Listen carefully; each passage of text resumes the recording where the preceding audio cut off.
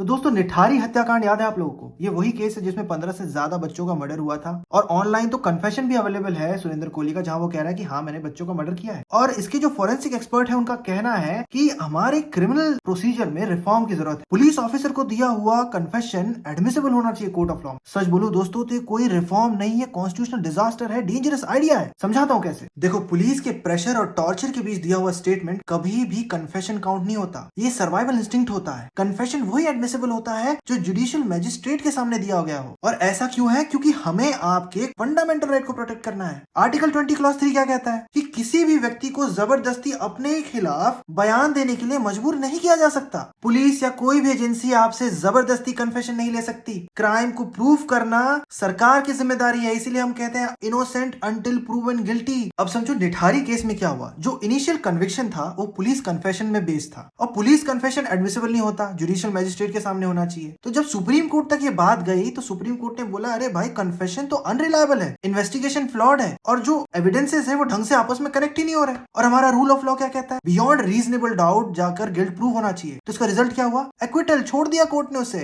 अब लोग बोलेंगे कि ऑनलाइन वीडियोस अवेलेबल है जहां वो कन्फेस कर रहा है कि हाँ मैंने मारा है। तो ऐसे कन्फेशन में ये संदेह होता है कि पुलिस के प्रेशर में आकर ये बोल सकता है ऐसा। इसीलिए कन्फेशन हमेशा जुडिशियल मैजिस्ट्रेट के सामने रिकॉर्ड होना चाहिए और वही एडमिसिबल होता है। तो ये पुलिस की गलती है कि उन्होंने कन्फेशन खुद रिकॉर्ड किया। अब मैं तुम्हें टाटा और पोटा का एग्जांपल देता हूँ। इसमें क्या हुआ था कि पुलिस कन्फेशन उस समय एडमिसिबल कर दिया गया तो हजारों लोग भाई साहब अरेस्ट हो गए। और इसका कन्विक्शन रेट पता है कितना था? 1%। मतलब 100 लोग अरेस्ट हुए तो उसमें से एक आदमी दोषी पाया जा रहा है। तो बाकियों की तो जिंदगी खराब हो गई ना भाई साहब। 10 साल 20 साल बाद लोग जेल से बाहर निकले थे। देखो, क्रिमिनल लॉ का गोल फास्ट कन्विक्शन नहीं है, फेयर ट्रायल प्रमोट करना है। बियॉन्ड रीजनेबल डाउट जाकर हमें गिल्ट को प्रूव करना है ताकि हम इस बात को कह सके कि इनोसेंट अंटिल प्रूवन गिल्टी।